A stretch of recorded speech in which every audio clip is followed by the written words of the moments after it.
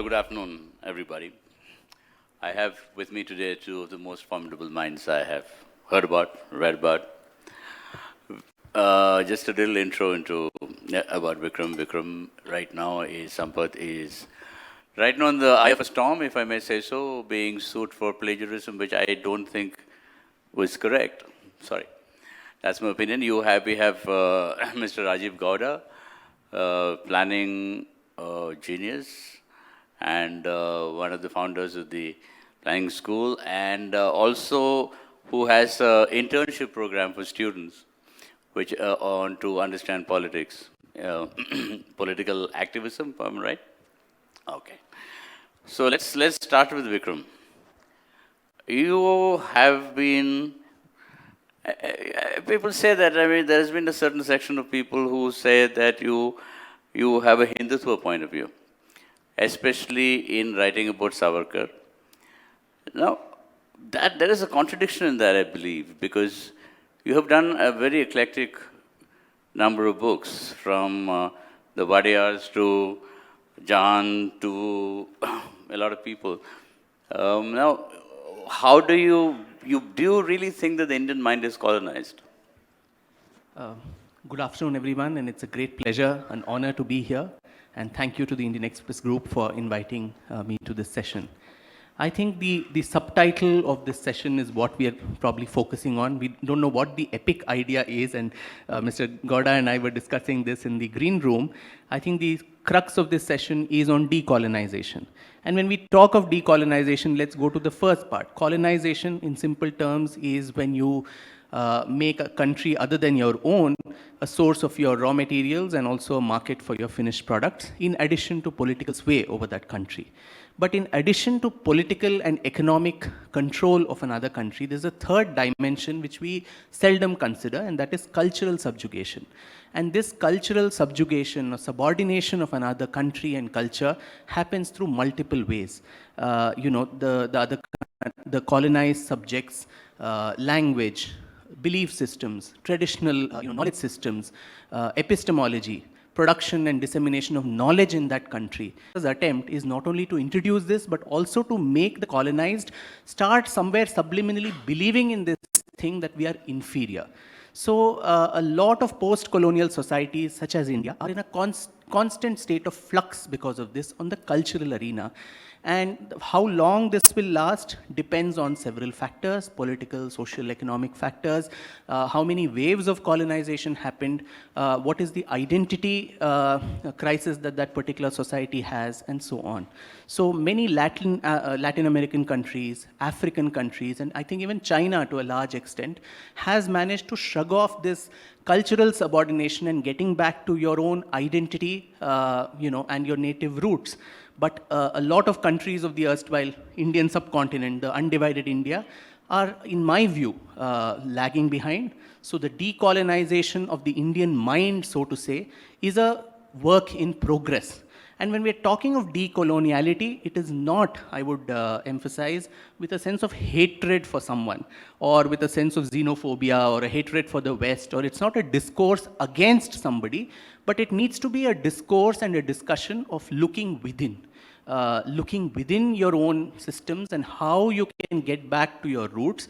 Can that native identity assert itself through labels, through lexicons, through ideas and ideologies that it will decide, and it will not be imported by another society on it. So I think that, to me, is the sum and substance of what decolonization means. And in that sense, we are still, as I said, a work in progress. Rajiv, let me swing the question to you. America was a colony, the British colony, Australia, Canada. Do they have this decolonization problem? Because they seem to be pretty relaxed about the UK. And they also seem to be mildly, amused with the things Britain does. So why is it that if India, as Gautam says, the mind has to be decolonized? America, Australia were populated by people who were essentially the same as the mother country. And so they didn't really have a major cultural difference. If anything, the people who should be talking about decolonization are the Native Americans, and they don't really have much of a say.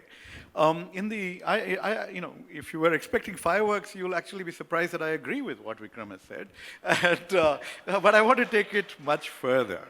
I want to point out that colonization is not just about exploitation of resources and subjugation, it's also about what he talked about, feelings of inferiority, limitations in people's minds which come in the way of their aspirations, right? And so when you talk about decolonizing people's minds, we want to liberate them from the barriers that are preventing them from unleashing their potential. Yesterday was International Women's Day. Why do we have that? Because societies across the world historically have kept women in a secondary position. And that has become something that is internalized by a lot of them, right? I used to teach at IIM Bangalore, and I would discuss some of these complicated issues, especially issues related to reservation, not by talking about caste, but talking about gender. I would say, if you think that there's a level playing field, why do we have only 15% women in this class, right, in my MBA class? And then they would say, oh, yes, there's societal pressure, people are pushed in a particular direction. And so really the challenge is, how do you break those barriers and move forward? One sec, let me just finish. I also mentioned the word caste and reservation, right? If you think about that, that's another system that's been in place in India forever. And every few 100 years, 1,000 years, we're starting with the Buddha, coming up with Basavana, you have social reform movements which try to break those barriers that have kept people in certain professions, in certain roles, and prevented them from aspiring for something else, right? So the larger story really is about how do we go beyond where we are to truly liberate ourselves and embrace the diversity of our cultures and knowledge and our language and the richness that is India, which inadvertently gets colonized by either the English language or the dominant regional language. I mean, there's just so much out there, okay? Or even some dominant cultural practice. So it's a very complicated thing. And a lot of that has happened not necessarily with design, through design, but it's just happened because of the way life goes on. And there's always a good point to try and turn things around. All right, you've answered the question I was about to ask, so let's move on. Currently, the battlefield of history is the independence years and the people who have participated in the independence during the independence struggle. Now, whether it be Godse or whether it be on Savarkar as he wrote, the nuances are missing. I'm not defending Godse at all, but understanding Godse has never been a great priority for, the established academic situation. Then why did he do that? Godse was a man who loved Gandhi. Godse was a man who kind of took Gandhi as a father figure. But Godse did feel tremendously betrayed by the establishment, the Congress or Gandhi. I mean, he felt betrayed because he had been to the partition period. He had been to in Hyderabad when there was a lot of massacre and stuff going on.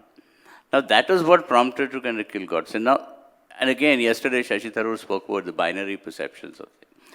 I mean, it is that, I do think that Gautam could have put a little bit more of nuances in his book on Savarkar, which I just skimmed through.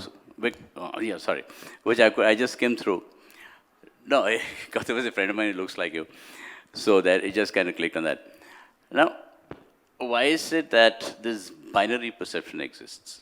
Because Savarkar was a strategist. He had a strategic mind. So, the way I read it is that what he talked about compromising with the British was more of a strategy to kind of get his agenda through. And he had participated in all kinds of activities against the British Empire. So, is it because he belonged to a particular kind of worldview that he was demonized rather than, Yeah.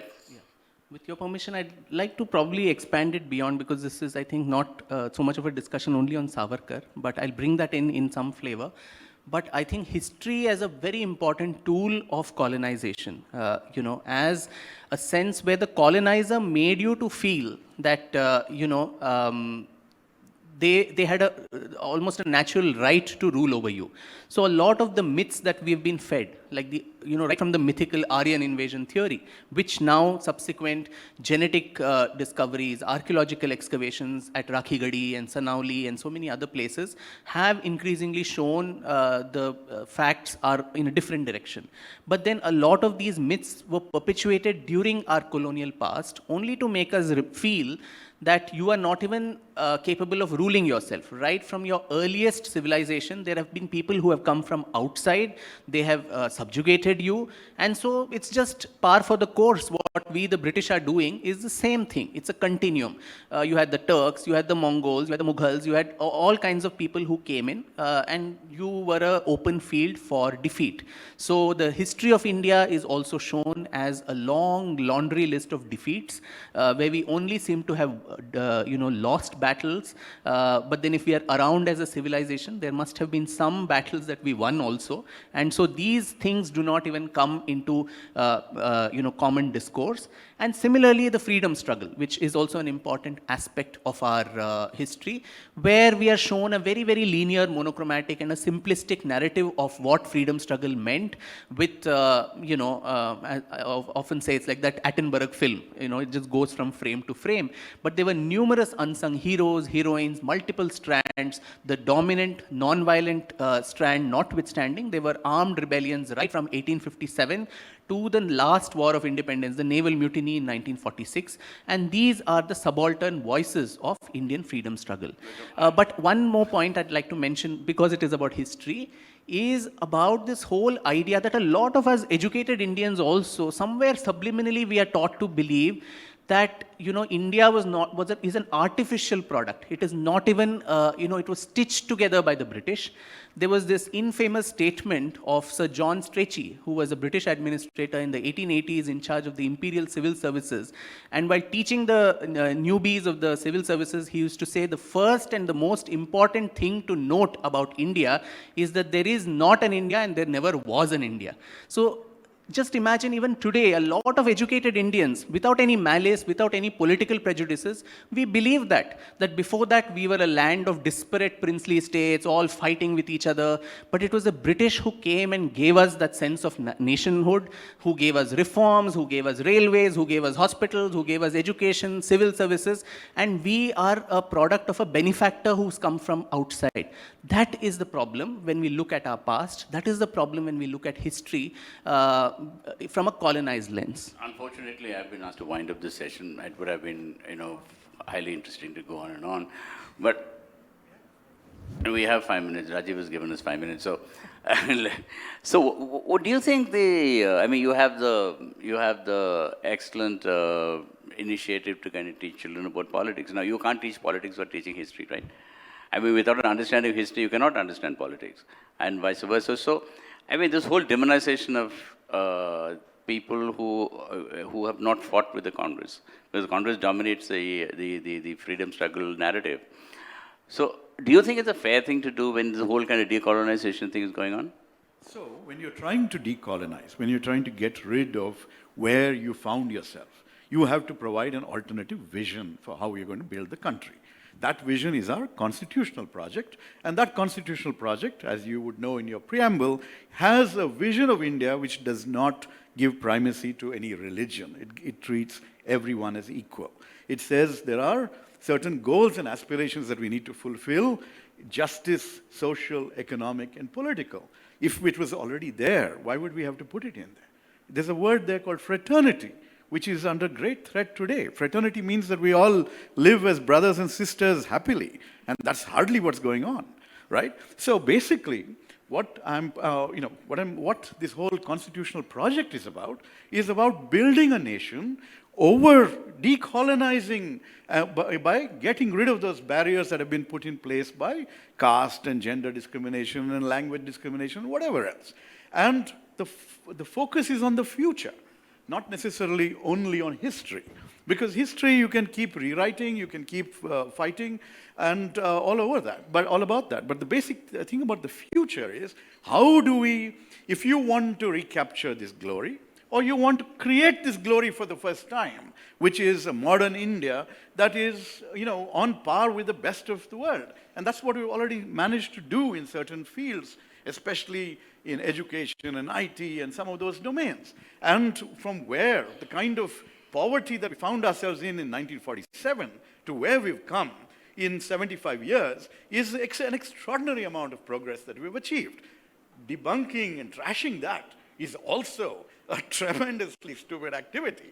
And the students of WhatsApp University are not serving themselves well by actually falling for that kind of, it's a new kind of colonization of their minds when they fall for misinformation and disinformation and trash the extraordinary contributions of everyone who built this country and who are continuing to do so. And even more so when you don't have an understanding of those nuances of the freedom struggle that you talked about, because those circumstances called for certain actions, certain ideologies, certain sacrifices, certain patterns.